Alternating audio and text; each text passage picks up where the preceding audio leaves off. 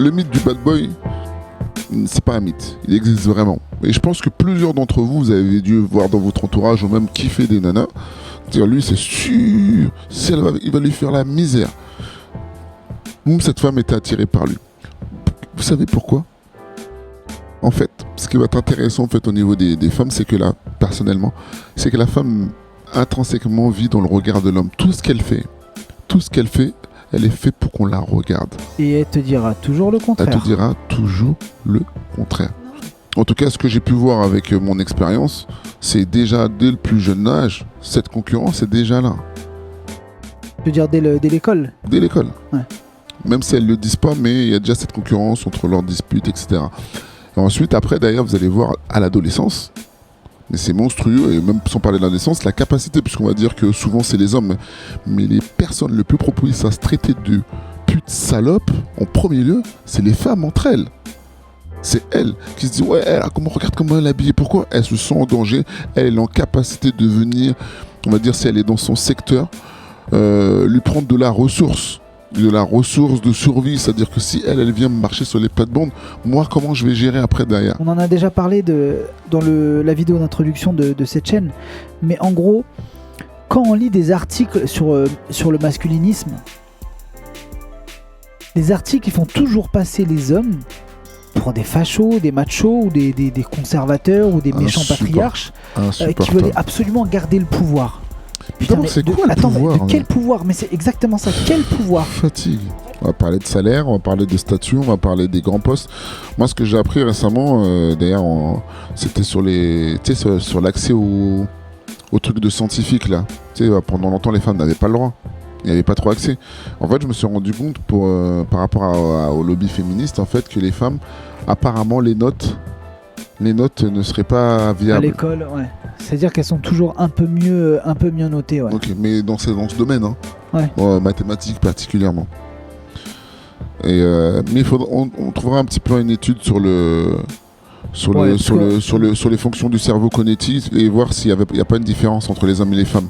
Parce que moi j'avais vu une émission à l'époque et il y avait un reportage qui faisait prendre conscience du rapport que l'enfant pouvait avoir entre sa mère et son père. On se rendait compte qu'un enfant, quand il allait jouer avec son père allait le mettre la plupart du temps face à expérimenter.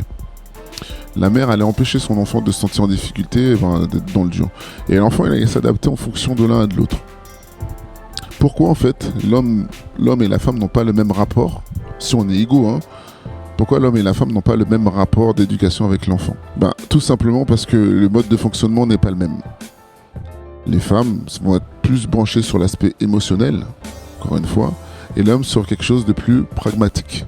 Donc, déjà, on n'est pas fait pareil dans le cerveau. Donc, on essaiera de vous trouver une étude un petit peu plus sérieuse là-dessus sur les connexions cognitives qu'on peut avoir à notre mode de fonctionnement. C'est pour ça que dans différents types de métiers, puisqu'on parle de pouvoir, l'homme va avoir beaucoup plus de recul et avoir cette capacité propre à faire ce travail, et une femme dans d'autres domaines. Et on se rend compte de plus en plus, dans certains métiers, il y a de moins en moins d'hommes. Et on va se dire que les femmes vont arriver... C'était l'exemple d'une amie la dernière fois qui m'a expliqué, oui, il y a de plus en plus de femmes qui font des métiers difficiles. Ok, je vais leur dire quel type de gabarit elles ont déjà, quel type de physique les femmes qui sont dans les métiers difficiles, et vous me direz, je pense pas que la petite princesse fragile va se retrouver dans un bâtiment. Et je pense qu'il n'y a pas un gros pourcentage non plus. Donc les métiers difficiles, ce qu'il faut se rendre compte, c'est qu'une femme, et pourquoi on va avoir de plus en plus de michetonneuses, hein, comme on dit, des femmes vont toujours tenter d'aller vers les meufs, parce qu'au bout d'un moment, c'est pas vers ce qu'elles veulent tendre, elles veulent être, comme tu dis, c'est la récréation en fait. C'est ça, elles veulent être tranquilles, et c'est pour ça qu'elles vont vers les mecs riches. Et après, les femmes, ce qu'il faut se rendre compte aussi, c'est que quand les femmes, elles ont du pouvoir, c'est pas moi qui le dis, hein, c'est des amis, des filles, elles ont un excédent, je pense, en termes d'une capacité de harcèlement qui est beaucoup plus importante que ce qu'on peut rencontrer chez les hommes.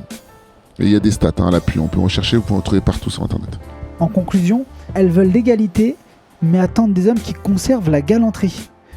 Donc en fait, je pense qu'il faut reconceptualiser dans le rapport homme-femme ce truc-là de galanterie qui est complètement galvaudé maintenant, parce que on peut pas, si on est sur le même pied d'égalité, donc à la rigueur on remplace ça par un concept simple, on dit la courtoisie. Ce que je donnais comme exemple tout à l'heure, si tu as envie de tenir la porte, tu la tiens, mais par courtoisie, par gentillesse, pas parce que c'est une femme. Et surtout ne pas se sentir obligé. Et encore une fois, je reviens pour finir sur ma stat de tout à l'heure, qui est la plus parlante. 50% des Français adhèrent aux thèses féministes. C'est parce que les gens ne s'émancipent pas de la pensée unique en fait. Ils restent et veulent rester dans le politiquement correct. Combien de fois vous allez vous retrouver peut-être en infériorité, vous êtes au milieu de conversations de nanas qui se montent un peu le bourrichon et qui se disent ouais non féministe, les droits, blablabla, et en fait toi t'es pas du tout en adéquation avec ce qu'elle pense. Enfin, si t'as eu la chance de réfléchir un petit peu au sujet, mais tu vas rien dire. Pourquoi ?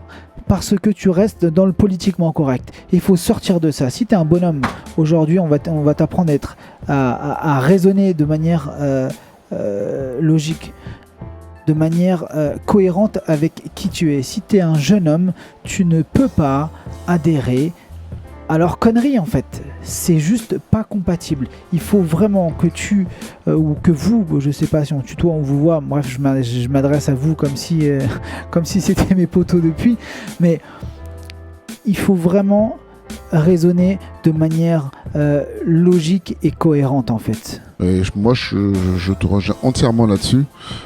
Il est important de prendre du recul par rapport à l'émotionnel. Dans mon domaine d'activité, c'est comme ça qu'on va manipuler le cerveau, en fait, le subconscient. C'est dès lors où vous allez en fait vous retrouver face à ces problèmes émotionnels. Je vous donne un petit exemple. Si vous êtes conducteur d'un train et que vous êtes amené à être sur une voie et on vous apprend à la dernière minute que cette voie elle va être fermée parce que le passage à niveau est bloqué par une voiture. Si je vous donne la possibilité de pouvoir changer de direction, aller sur la voie de gauche, qu'est-ce que vous allez faire logiquement ? Vous allez partir sur la voie de gauche.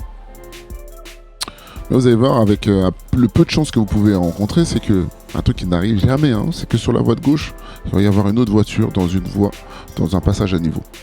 Dans ce passage à niveau, on va vous dire que dans cette voiture, avant de pouvoir avoir pris les deux voies, que ça va être une voiture avec des jeunes potentiels futurs politiciens, sportifs, ce que vous voulez, c'est l'avenir. Et de l'autre côté, dans l'autre voiture, on va vous dire que c'est une vieille. Qu'est-ce que tu prends comme voie ? Moi, je vais sauver les jeunes qui ont du potentiel et de l'avenir, évidemment. On est d'accord. Maintenant, si au bout d'un moment, je te dis, en fait, on vient de nous appeler, on nous dit que dans le véhicule, à part ceux qui n'ont rien à faire, mais on vous dit c'est votre mère. La vieille dans la voiture, c'est votre mère. Qu'est-ce que vous allez prendre comme choix ? Qu'est-ce que tu prends comme choix logiquement ?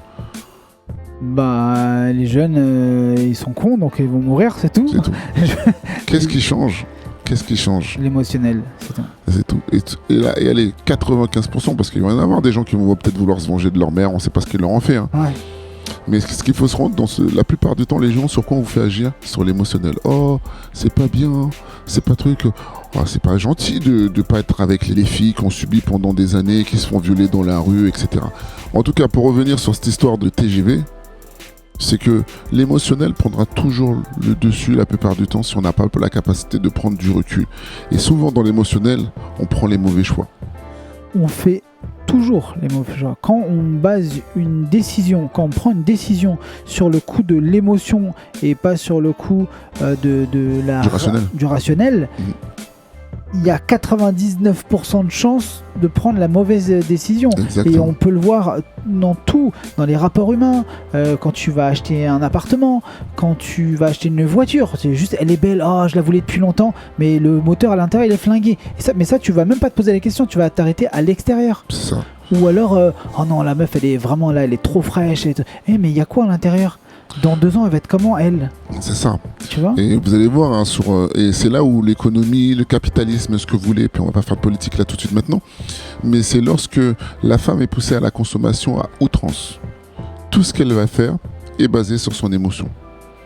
Donc, faites attention, jeunes gens, voire même plus âgés, à pas systématiquement culpabiliser lorsqu'une femme va dans tel ou tel état parce qu'elle peut passer d'un état à l'autre en une fraction de seconde. Ce qu'il voulait dire, c'est que les femmes sont tarées. Mais ça, vous le saviez déjà. Voilà. Mais ça n'engage que nous. Que nous. Bon, en tout cas, en conclusion, quoi qu'on pense Quoi qu'on dise, et quoi qu'on fasse, restez vous-même. les autres sont déjà pris.